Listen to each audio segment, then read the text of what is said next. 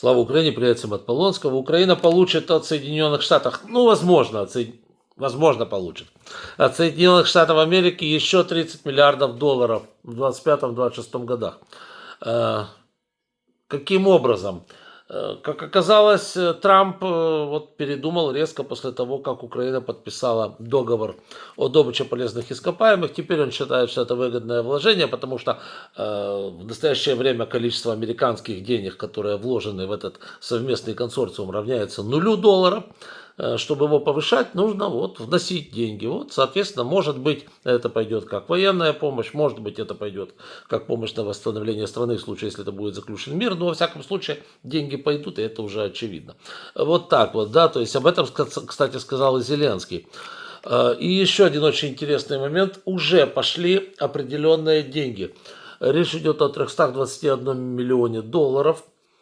Сначала было 50 миллионов, а вот теперь 321 миллион долларов. Это уже второй контракт, разблокированный с того момента, как подписали договор. Значит, речь идет о обслуживании и подготовке кадров к обслуживанию истребителей F-16, которых у нас уже довольно много. Там, говорят, их будет до сотни в результате в общей сложности. И понятное дело, что под них нужно готовить персонал.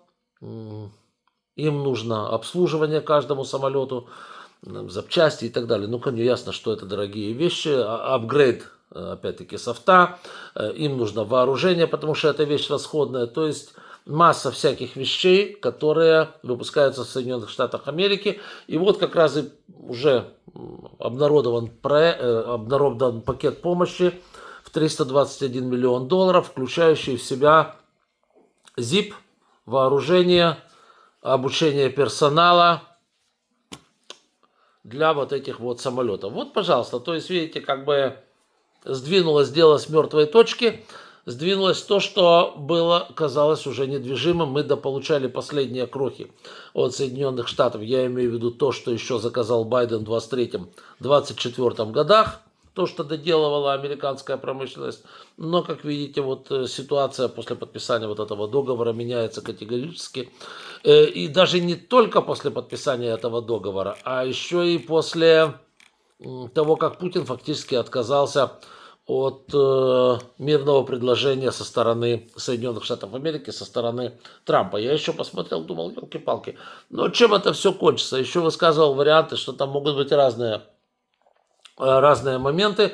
Но, судя по всему, Трамп решил все-таки не позориться, что ли, и возобновить военную помощь Украине. Ну, посмотрим, насколько это будет грандиозно, станет ли это чем-то большим, станет ли это мейнстримом. Вот. Но, по крайней мере, пока что это выглядит так, что деньги пошли, и это не может не радовать. Будем надеяться, кстати, будет очень хороший аргумент по поводу Путина и его желания продолжать войну, потому что так он нес потери, так он будет нести еще большие потери, и, соответственно, ситуация для него станет, ну, вообще неприятной. Дальше по вот этому параду, чем дальше, я уже, в принципе, так говорил, но еще пару слов скажу.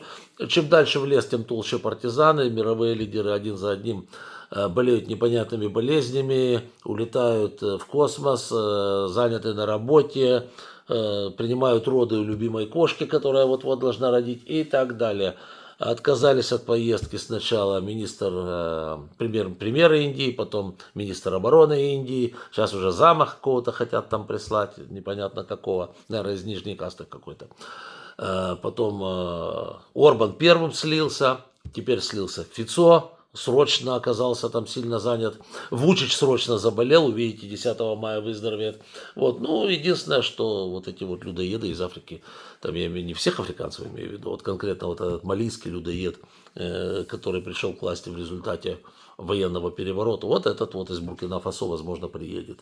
Вот будет там с Путиным стоять, и то не факт, что с Путиным, потому что говорят, что он тоже уже может принимать этот парад по видеосвязи, будет дрожащим там сидеть, попукивать в бункере дрожащим организмом. Может и такое случится. Вот, так что вот этот парад, он постепенно превращается в анекдот. Будут, знаете, такой притча во языцах будет, что это за парад такой. Да. Ну, мы посмотрим еще. Кстати, да, наши сказали, что, в принципе, если вы хотите перемирие, давайте делать, только не на 3 дня. Кстати, американцы, Келлог сказал, что перемирие на 3 дня это абсурд абсолютный, это глупость. Если вы хотите делать перемирие, да не вопрос. Месяц давайте, 2 месяца сделаем перемирие, за это время можно о чем-то договориться. Но Путину уже нужна показуха, понимаете? Да, и показуха показухой, а вот независимые британские эксперты заявили, что совокупные потери, я имею в виду 200-300, я не имею в виду только 200, давайте будем честными, 200-300 российских войск на войне в Украине превысили 1 000 000 человек с точки зрения англичан. Надо сказать, что те потери, которые я вам даю в любимой рубрике, они приблизительно такого же рода. Там, поправьте меня, 950 тысяч или чуть больше. Но, то есть украинские видения этих потерь и потерь, опять-таки видение этих же потерь разведки Великобритании в принципе совпадают. Наши там чуть меньше говорят, чем 1 000 000, а вот британцы говорят, что 1 000 000. Вот, то есть Путин утилизирует своих просто такими залихватскими темпами, о которых, я не знаю, ну, короче, это дело русских, им это нравится, ради бога, как говорится, кушайте, не обляпайтесь. Ну и сегодня был такой знаменательный день, когда мы прихлопнули как мухобойкой российский Су-30. Ну, мы их много досбивали, этих самолетов.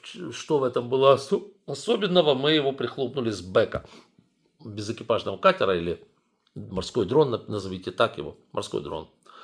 Магура. Да, там была установлена старая советская ракета Р-73, но очень эффективная, как видите. Это ракета ПВО. Это ракета ПВО, которая, как правило, применяется самолет-самолет, воздух-воздух, но прекрасно сработала, как видите. Ее научились запускать и с дрона надводного. И, собственно говоря, когда значит, как это все работало, механика, дрон плавал туда и сюда и вокруг Новороссийска, расисты его заметили, надо, значит, дрон плавает, давай его прихлопнем, значит, там. Послали самолет, прихлопнул дрон-самолет. Вот так вот, да. Причем, то есть, ну, сравнить стоимость дрона, при всем уважении к дрону и старой советской ракеты с самолетом Су-30 стоимостью $50 миллионов, ну, вещи абсолютно несравнимые, вещи из разных, как говорится, категорий. У рашистов сегодня день траура, и они немного в шоке от этой ситуации. Хотя это уже не первый раз. Помните ситуацию, когда наши шлепнули 2 вертолета с Бека, тоже с безэкипажного катера, шлепнули 2 вертолета, Ми-8 над Черным морем. Было такое, помните? А до этого, кстати, еще был один момент, вот о нем почему-то не вспоминают. Но, правда, там с катеров, с командой. Помните, когда наши на вышке Бойко ходили?